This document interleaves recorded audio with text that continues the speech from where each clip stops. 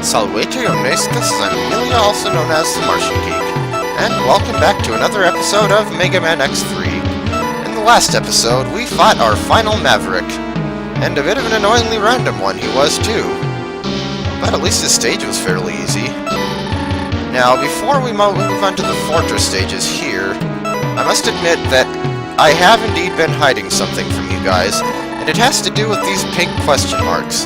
You might notice that 4 of the stages have them, and they're the 4 where we didn't get Dr. Light capsules or sub-tanks, but we did get ride armor parts. Well, Mega Man X3 has a unique and rather interesting system for its items. The way it works is, each of these stages has 3 items. They all have a heart tank, but they also have either a ride armor part or a sub-tank, and they all have a Dr. Light capsule. And if you're thinking, wait, I thought we already got all of the Dr. Light capsules, well, that's another unique thing about X3, is there are actually 2 sets of Dr. Light capsules. It's not the same as in Mega Man X8, where you could get any part from either of the 2 sets and use it at any time. No, in this game, you have to have gotten the first version of all of the 4 parts before you can get the second one. So, if you want the second helmet, you need to get the first helmet. If you want the second arm, you have to get the first arm first. But, in any case, I think it's about time we get that second set of Dr. Light capsules. I was originally going to cover this at the end, but there's something in one of the fortress stages that makes me not want to put it off that long. So, let's see what Blast Hornet stage has for us. Okay, so here we are back at the ride armor platform, and now we actually have all 4 of them to choose from. But for this, we will need one that we've already seen. The Hawk ride armor. And how exactly do those things even work? You can't really download a huge chunk of metal. The important part is, dash jump off this ledge and hover over to that one. And there's our capsule. Since it's the secondary one, it's pink instead of blue. Enter this Capsule X. Install this energy chip. This chip will allow you to recover energy. Stand still and your energy level will slowly increase. Remember, X, your system can handle only one of the 4 enhancement chips. Enter this capsule only if you are sure you want to use this chip. So that's the drawback about the second set of chips. You can only actually use one of them. So, even though Dr. Light didn't say it, this is the secondary helmet part. So if I take this and then save my game, I can't go back and get the secondary arm or leg or body part. Kind of annoying that, but there actually is in fact a way to use all 4 of them if you're willing to wait a bit, because that doesn't come into play until one of the later fortress stages. I can't really show off what this does though, because I have full health, so let's go down here and take a bit of damage. So, with the secondary helmet part, if you stand still for long enough, eventually your health will start recovering. See, there we go. And there we go again. Now, the thing about this is, Dr. Light said slowly, and he meant it.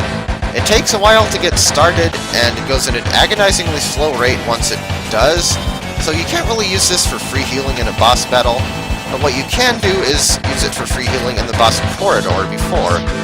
And the nice thing is it'll even refill your sub-tanks for you, so if you happen to be up against a boss, you use all 4 sub-tanks and then you die, but still have lives left, well, you can just stay in the corridor and have your nice shiny new helmet refill all of your energy for you. Go off and get a snack or read or play your 3DS or whatever while you're waiting. So that could be pretty useful. So we're still in Blast Hornet stage because there's a bit of something I would like to show off here, which is that it is actually possible to get that capsule without using ride armor. You do still need the dash boots, but if you're careful enough, like that, see, you can do a vertical air dash just to clear those spikes. And there's your capsule. Mind you, I would not really recommend trying that without tool assistance of some form unless you're really good at Mega Man X, because that takes precise, and I mean really precise timing to pull off. Just use the Hawk ride armor, trust me. Next up, Gravity Beetle, and once again we're at the ride armor platform. This time let's choose one we haven't seen before. K for Kangaroo ride armor.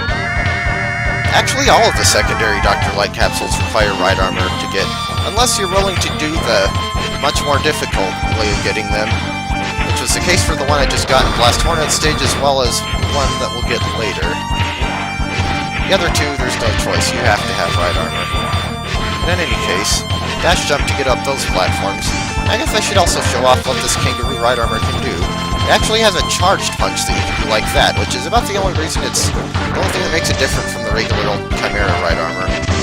I don't know if it's any more powerful. It does have spiked fists, so maybe, but I don't think so. Either way, whatever right armor you decide to use, it can smash through those blocks and get across these spikes, allowing us access to the secondary Dr. Light capsule. Enter this Capsule X. Install this arm chip. This chip will increase your attacking abilities, and why is that sentence not capitalized? The chip allows damage to your system to be transformed and charged as weapon energy. You will be able to use it to rapidly shoot charged shots. Remember, X, your system can handle only one of the four, so only if you're sure you want to use this one. So yeah, this is the arm part. And what it basically does is give you the fully charged shot that you got from the first arm part as a special weapon. Okay. Yeah, switch to it like that, and basically you're always fully charged, and you can shoot off pretty much the same kind of shots that you normally do when fully charged. You get that shot, or you can overlap them and do a cross-charged one. But it does require weapon energy, and it takes 2 units of it every time you fire a shot. So you get 14 shots out of it, or 7 cross-charged, I guess, if you want to think of it that way. And I believe you actually refill this by taking damage, as Dr. Light said. Yeah, so you can hear that.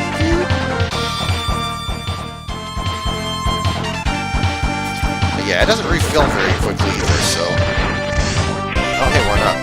Anyway, we're done in this stage, so next one. And now, Toxic Seahorse. Once again, right armor platform. This time we have to use the annoying frog armor.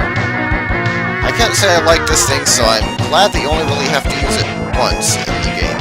Maybe twice, depending on how you handle the fortress stages. But yeah, let's hop down into the water here. Notice how I am not blowing up. Let's go over here. Actually, I guess I should just be shooting these turtles. Not that they're too much of a problem when you have right armor, but...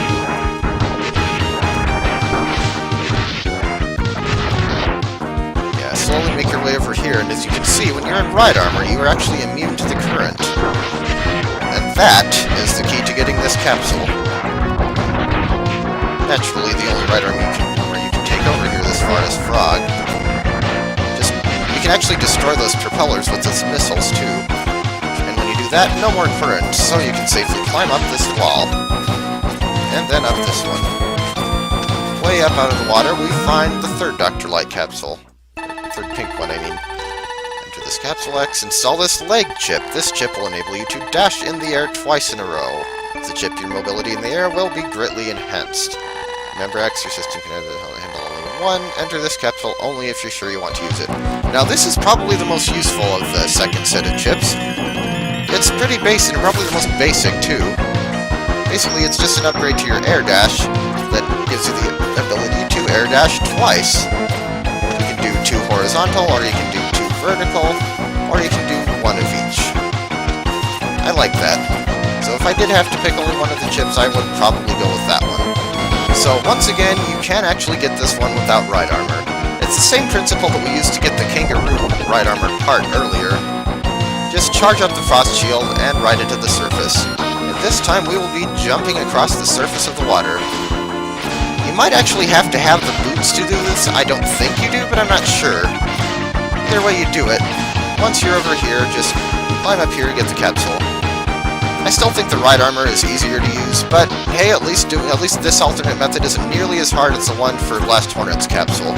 And finally, Crush Crawfish. Any right armor will do here, so let's go with the one we haven't used in this episode yet. Regular old Chimera right armor. Now, there is no alternate way of getting this capsule as far as I know, but there doesn't really need to be one. It's pretty easy. All you need is any right armor, and it's pretty close to the beginning of the stage to boot. Come down here, punch that guy if you want to. Then drop down here and punch this block to shatter it. I think I actually already came down here during my regular playthrough of the stage, but obviously passed it up. And here's our pink capsule. Enter this capsule X. Install this body chip. This chip will increase your defensive ability. Your defense shields will be enhanced, and you will receive even less damage. Remember, X, your system can handle only one of the 4 enhancement chips. Enter this capsule only if you're sure you want to use this chip. Once again, this chip is pretty much just an upgrade of its predecessor.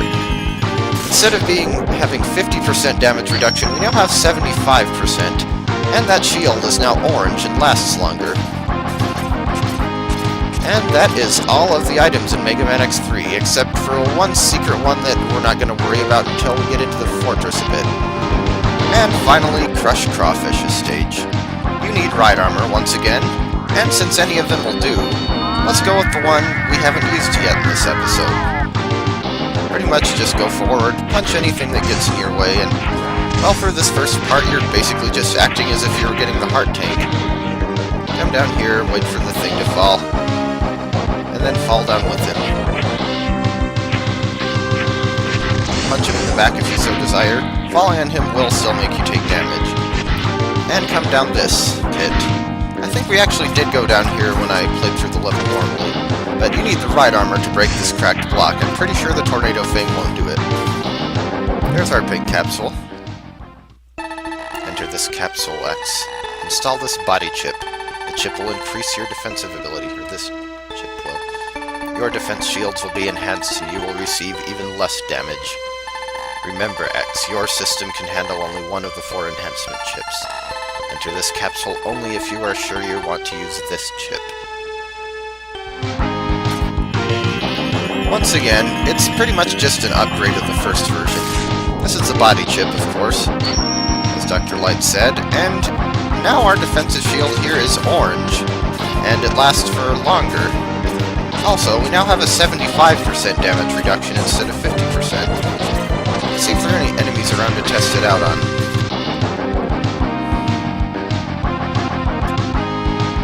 Yeah, you never realize how empty this part of Crush Crawfish's stage is until you're looking for something to run into. Here we go, here's an enemy. And he's doing only 1 unit of damage to me. Also, that shield is plumb useless. I think I mentioned that already, but... yeah, I think pretty much every normal enemy will only do 1 damage to you after you're fully upgraded. With some possible exceptions, like, let's see what this guy's charge shots do to me. Yeah. That was still substantial. Actually, wait. I had the shield on, though. Okay, yeah, that's still a pretty good chunk of damage, so that's why you don't want to let those guys get off their charge shots. But anyway, that is all of the pink capsules. So, okay, this I wasn't originally going to show off until post-game, but getting those pink capsules ended up taking longer than I thought it would. Long enough that I didn't really want to tack them onto the first Fortress stage episode, and instead would rather just give them their own video, and I figured, hey, while I'm at it, why not show off a secret boss? I'm in Volt Catfish's stage, and we need to ride this elevator all the way down. And we need to not have defeated Volt Catfish already, because if you do, then the elevator won't work and this teleporter won't be here. But either way, once you're down here, go into the teleporter, and we come to a secret stage. So what exactly are we fighting here? What awaits us in this secret level here? Well, the music is certainly dramatic enough. In this elevator, I've heard that it will move, thereby allowing you to avoid this falling debris much easier if you have already defeated Volt Catfish. But if you've defeated Volt Catfish, you can't come down here, so maybe I'm just missing something, or I don't know. Either way, that's an awful lot of health pickups they're giving us. And a weapon energy one as well. So, what or who could we be fighting here?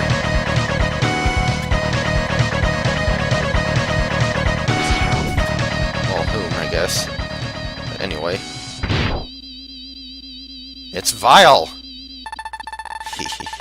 You're trapped, X. Vile? Zero, and I destroyed you years ago! Back in the original Mega Man X, that is. This factory is set to blow in a matter of minutes. Until then, I'll try and keep you busy. So yes, we are fighting Vile. He's kind of like Blizzard Buffalo if he had only one attack and was in one room, or in a single screen room instead of a larger one. Vile is kind of pathetic here. He has this big, shiny, fancy new ride armor, and it only does one thing. He dashes at you, then he punches. Yeah, Vile, your new ride armor doesn't seem to have a whole lot in the way of weaponry. Once again, I wouldn't be charging my shots if I were using a controller here. All you really do have to do is keep dashing over him and not almost screw up like I did. And he has a second phase outside of the ride armor that's actually a little more threatening. Unfortunately, I've heard this guy's second phase is also really easy, but unfortunately I seem to be really bad at it. Pretty much just want to jump, dash jump, get over the fire some way. And lure his small shots. He does seem to aim them for you, but it's not too hard to get them to go somewhere where they're easier to dodge.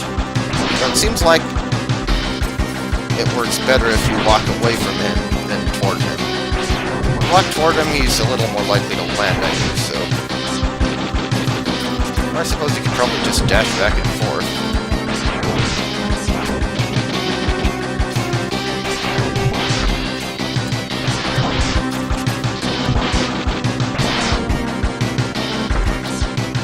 And he's down. And he does have a weakness too. And of course I didn't use it. I might have to show that off. But now that we defeated Vile, the stage isn't over. We need to get the heck out of here, and we have a time limit to do it in. We have only 50 seconds to get through the remainder of this stage. Oh hey, one up.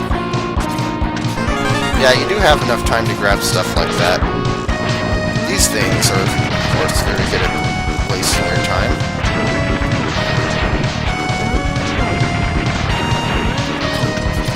And another elevator.